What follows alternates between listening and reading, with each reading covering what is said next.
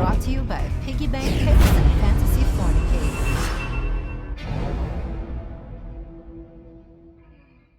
Yo, what's going on, everybody? It's your boy, Jonny Legend. You guys know me by Fantasy Fornicator.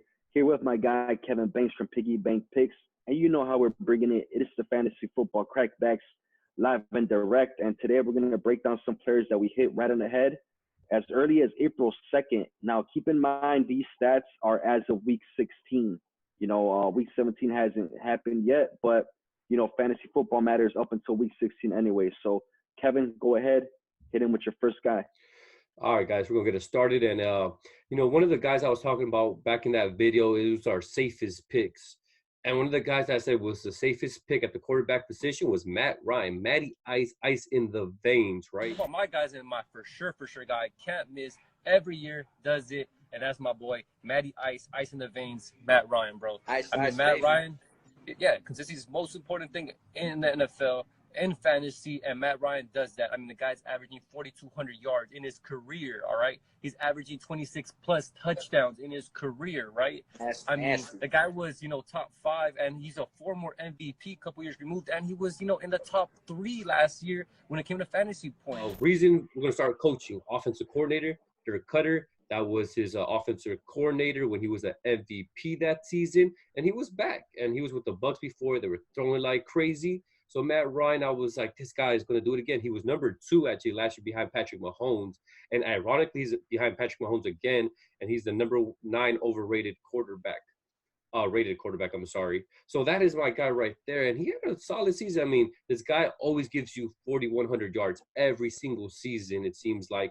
He had 25 touchdowns, 14 interceptions.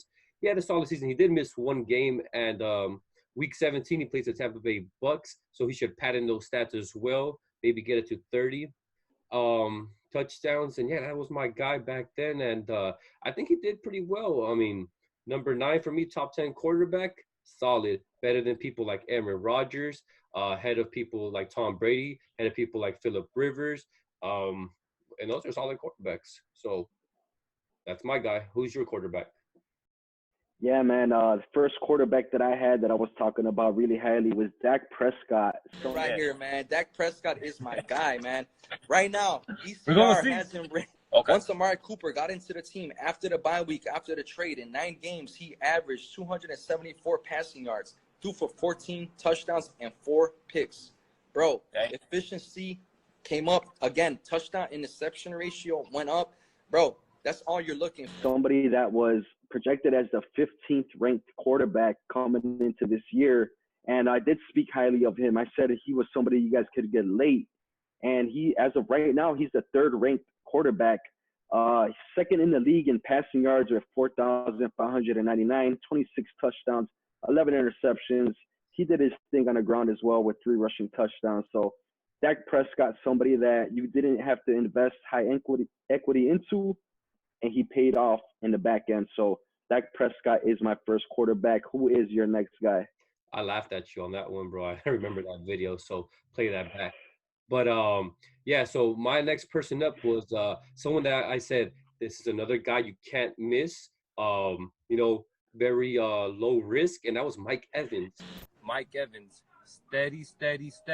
I mean, consistency, man. The guy gets 1K every single year, has not failed, all right? So that means his floor is 1K. Now, Mike Evans is the number 8 rated wide receiver, right? And he missed the last 2 games and will be 3 games come week 17 due to an injury. But before his injury, he got 1,000 yards again, making him have 1,000 yards 6 seasons in a row. That is wild. The only other guy to do that in his first 6 seasons is Randy Moss himself, another Hall of Fame guy. That is big praise for a guy like that. And let's go to coaching. Bruce Arians, a great coach, and he brought it the best out of him. Mike Evans, man, he also had 8 touchdowns, and he did that with 19 less receptions from last year, and 8 touchdowns last year, 8 touchdowns this year. Guy was great. His ADP had people. This is prior, this is July, so he had people like A.J. Green, Keenan Allen, T.Y. Hilton, and Cooper all around his ADP, and he outdid every single one of those guys because either they got hurt or they just didn't produce. And Mike Evans, man, more props to you. Hell yeah, man. And going off with Bruce Arians, my next guy is famous Jameis, the pride of Florida State. Break it down.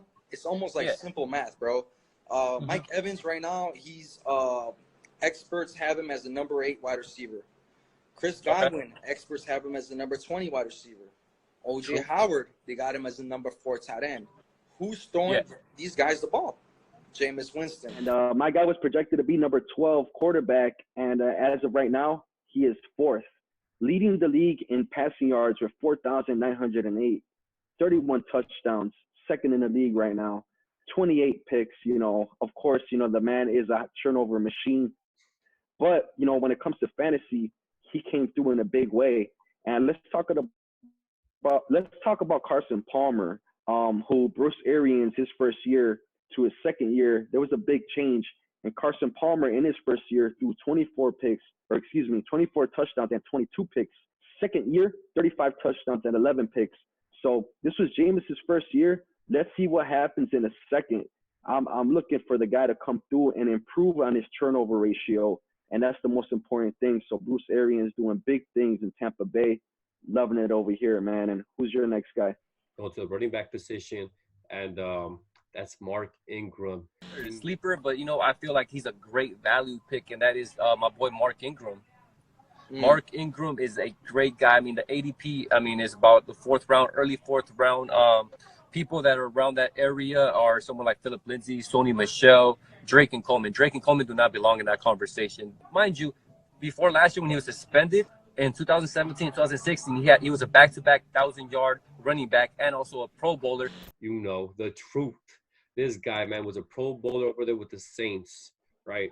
And even with Alvin Kamara, and that was really solid. But now this year he had 202 attempts, 1,000 rushing yards, 5 per carry, 10 touchdowns rushing, to go with 247 receiving yards and 5 receiving touchdowns. That is nasty. We're going to go back to coaching. Offensive coordinator, Greg Roman. Great guy. We talked about how he was so big for Lamar Jackson.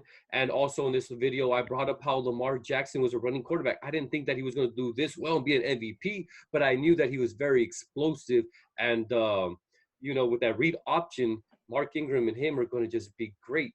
I brought up how rushing quarterbacks from, Vince Young and things of that nature helped us CJ2K, or how, Kaepernick helped other guys as well. So I loved Mark Ingram, man. He did great.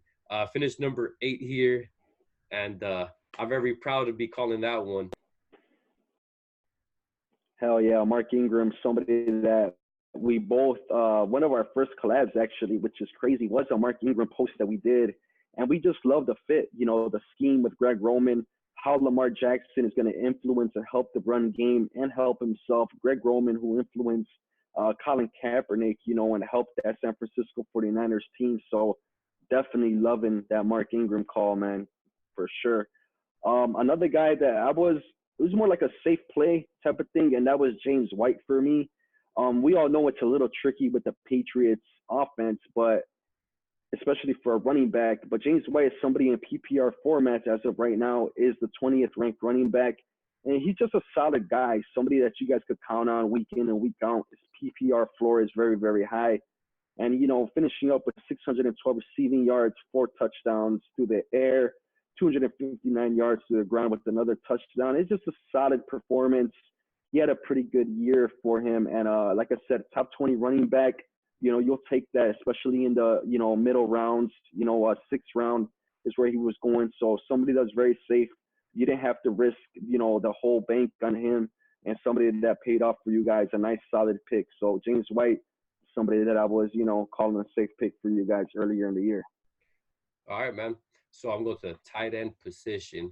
And this is a guy, there's a big 3, Ertz, Kelsey, and Kittle in no particular order. And everyone's trying to look for the 4th, 5th, 6th guy. People were on O.J. Howard. People were saying Hunter Henry. And those guys are very talented, great athletes. One person that I was very high on was Jared Cook. All right, talk about Derek Carr. Okay, you don't believe him. Cool, right? But the last 2 years, he's averaged about 800 yards, just shy of it, 800 yards and 4 touchdowns, okay? Now, he doesn't have Derek Carr. We're going to put Drew Brees, one of the guys, the greatest all-time passer when it comes to yards. And he's only a Hall of Famer. Record, go Peyton Manning's record. And he finished with the number 7 tight end through week 16. He was averaging 800 yards, 4 touchdowns with the Oakland Raiders the last 2 seasons. So I was like, man, he's going to with Drew Brees, the guy that made Jimmy Graham relevant and made him one of the best tight ends. I thought it was a match made in heaven. And check this out. Even though Drew Brees missed 5 games with the Saints, he had career highs in 2 categories. And one was per perception, 16.1 per perception. That's crazy for a tight end. And that was his career high almost by 4 yards. And not only that, but he was averaging 4 touchdowns. Right now he has a career high of 8 touchdowns with the New Orleans Saints. That is awesome. And the crazy thing about it, he did it with a lot less receptions this year. He did only get 661 yards, but that's okay. I mean, the touchdowns were there. His targets were actually way down compared to last year, but he did his thing. And that's without Drew Brees, being there for the whole season. If Drew Brees was there the whole season, this guy probably would have went 1,000 yards, and he maybe got like 10 touchdowns. So the guy did well. He was clearly the second option behind Michael Thomas, like I called earlier in the year, because there was no one stepping up for the Saints. That's why they're even looking like for crazy people like AB to even add to their roster right now. Jared Cook did his thing, top 7 tight end, and could have been top 4 like I predicted. But, things happen, injuries. That's my boy. That was a great call, man. You stuck to your guns there, and definitely got to give it to you with that. And talking about sticking with your guns and calling your shots, man, Dalvin Cook, somebody that April 2nd, I was calling him out as far as like he's going to be top 5 running back. Now, number 5 running back for me, Dalvin Cook. Now, just hear me out on this, guys. Dalvin Cook is somebody that could catch out of the backfield. He's a great runner. They just added Gary Kubiak to the staff. He's an assistant head coach as well as an offensive advisor. He's known for his run blocking scheme. This run blocking scheme helped the careers of C.J. Anderson, Terrell Davis, Arian Foster. And as of right now, he's top 3. And don't forget, he's injured as of right now. The guy's been doing this thing all year long, and the guy has 1,135 rushing yards, 13 touchdowns, 53 receptions for 519 receiving yards. And, Dalvin Cook is somebody, a force to be reckoned with. Yes, he got a little bit banged up, hurt us in championship games. I get it. But at the same time, if you were to tell any one of us at the beginning of the year, hey, this player right here, he's going to take it to the championship game, but you're going to lose it for that game, you take him 100% of the time. The guy put in work all year long. He proved he's a workhorse. In that Gary Kubiak offense, it worked wonders for him, just like it worked wonders for like a player like Arian Foster. So Dalvin Cook, definitely, I called him top 5. He's number 3 as of right now. So yeah, man, definitely hit that one on the head for sure. Yeah, man. We did awesome with those guys. Like we were talking about, like this a couple months before you guys even drafted. The research was in there. The coaching was in there. These things matter, and that's going to conclude the Fantasy Football Crackbacks. You guys got to check in, follow, subscribe, all that good stuff. Instagram. We're going to be this all off season. There is no off season for us. We're just going to be on season, if you feel me. And I'll let you finish it off, man. Yeah, man, I want to say real quick, appreciate you guys tuning in and watching the video. We do put in a lot of work into this, and it's to help everybody out. There's something we enjoy doing. And yeah, man, Fantasy Football Crackbacks, it is composed of my guy, Piggy Bank Picks, and your boy, Fantasy Fornicator. So make sure to hit us with a like, subscribe to our channel, follow us on Instagram. All the links and everything will be in the description. And yeah, man, we'll catch you in the next one. We'll be dropping these every week. So to the next one, my people. Peace.